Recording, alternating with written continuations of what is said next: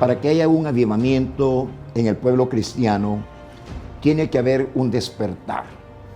Dejar ese adormecimiento del conformismo, creer que todo está absolutamente bien, que no necesitamos cambios, cuando en la realidad sí estamos necesitando un cambio en nuestra vida cristiana.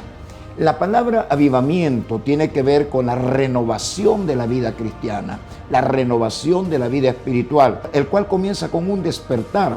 Cuando nosotros leemos la Biblia en el libro de Esdras, vemos en el capítulo 1 dice: y el Señor despertó el espíritu de aquellos que estaban dormidos. ¿Para qué? Para que reedificaran no solamente los muros de Jerusalén, sino también el templo mismo, la casa del Señor en la ciudad de Jerusalén. Lo cual implica que el remanente que quedó al ser llevado cautivo gran parte del pueblo en los tiempos del rey Nabucodonosor, ese remanente que quedó ahí por 70 años vivieron en los escombros, vivieron en medio de la basura, vivieron en gran afrenta, dice el libro del profeta Nehemías, que vivía ese pueblo en gran afrenta.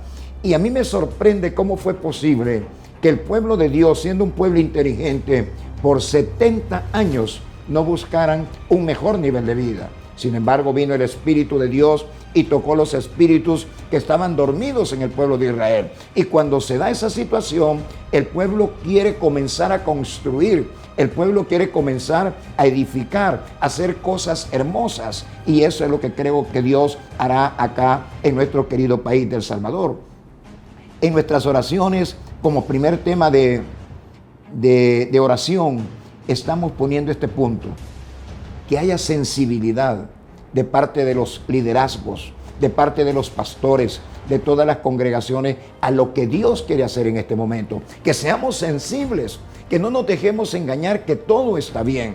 Yo puse hace poco en una predicación acá en la Iglesia del Camino, puse un ejemplo, el ejemplo del amor. Jesucristo dijo que el primero y más grande mandamiento es amar a Dios sobre todas las cosas. Sin embargo, ahora con bastante facilidad cambiamos las cosas de Dios por las cosas materiales. No es raro dejar, por ejemplo, un culto y preferimos ver un partido de fútbol. Eso no es amar a Dios, mucho menos amarlo con todas las fuerzas de nuestro ser. Eso necesita un despertar. Eso necesita, en primer lugar, que entendamos que ese no es el camino correcto, que el mandamiento de Dios dice: amarás a tu Dios sobre todas las cosas, sobre todo, con toda tu fuerza, con toda tu mente, con toda tu alma, con todo tu ser. Pero vamos al segundo mandamiento. El segundo mandamiento dice: amarás a tu prójimo como te amas a ti mismo.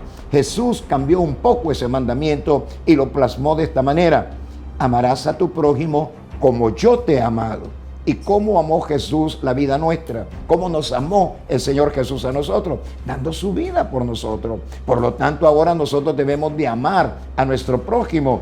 Pero lo que vemos muchas veces en nuestro entorno es odio, es rechazo, es menosprecio. A veces mi orgullo, mi soberbia me hace ver de menos al hermano, mucho menos amarlo, no lo amamos, ¿no? Pero lo más peligroso, ¿sabe qué es? Que la conciencia no está funcionando. La conciencia no nos dice: mira, estás haciendo mal. Dormimos bien, dormimos tranquilos, no perdemos horas del sueño porque creemos que todo está bien y estamos fallando a dos grandes mandamientos: amarás al Señor tu Dios y amarás a tu prójimo como te amas a ti mismo. Ahí podemos ver la profunda necesidad de un despertar. Que el Señor toque nuestros espíritus, que el Señor nos despierte a la verdad de que necesitamos una renovación en nuestra vida espiritual. Mira esto, por favor, analiza esto de las Escrituras y más directamente de los Evangelios. Jesús llegó a la región de Gádara. Había cruzado el lago de Galilea con sus discípulos a una región al otro lado, al lado oriental del lago de Galilea. ¿Cuál era el propósito de Jesús al llegar a aquella tierra de los gadarenos? Bendecirlos, darles un avivamiento.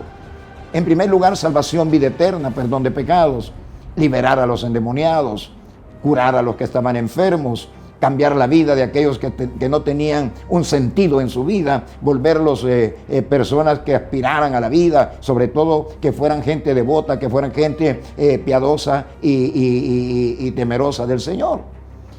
Pero cuando Jesús libera al endemoniado gadareno y los demonios que estaban en el endemoniado gadareno van a los cerdos y estos se lanzan al mar de Galilea y se ahogan, ahí podemos ver algo que es peligroso. No vayamos nosotros a cometer ese error. Apreciaron más los gadarenos a sus cerdos que al avivamiento que Cristo quería llevar a su tierra. Cambiar sus vidas, un mejor futuro, ser agradable delante de los ojos de Dios. Lo menospreciaron, no quisieron, no tuvieron disposición para que Dios, el Señor Jesús, hiciera un cambio, una transformación beneficiosa para su vida, que le llevara ese avivamiento que tanto estaban necesitando. Y le rogaron al Señor Jesús que se fuera. ¿Por qué? Le dolían sus cerdos que se habían ahogado en el lago de Galilea. Por lo tanto, hoy tenemos que tener muchísimo cuidado de no incurrir en semejante error como el que cometieron los gadarenos, de rechazar lo que el Señor Jesús quería hacer. Abramos nuestros corazones.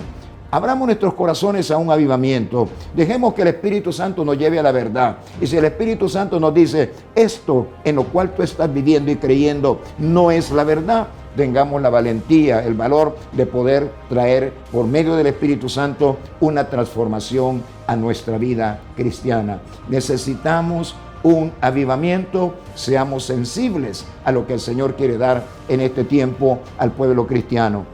Y estoy seguro de algo, y esto lo digo con mucha fe. De acá de este país saldrá un avivamiento gigantesco que va a llegar a las naciones de la tierra. Prepárate. Tú eres el hombre que Dios ha escogido para ser testigo de ese gran mover del Espíritu Santo. Usted, mi hermana, también ha sido seleccionada por el Señor para ser testigo de un gran mover del Espíritu Santo, que en pocas palabras le llamamos el avivamiento. Hagámoslo y lo vamos a disfrutar. Regresemos al Pentecostés, 21, 22 y 23 de abril.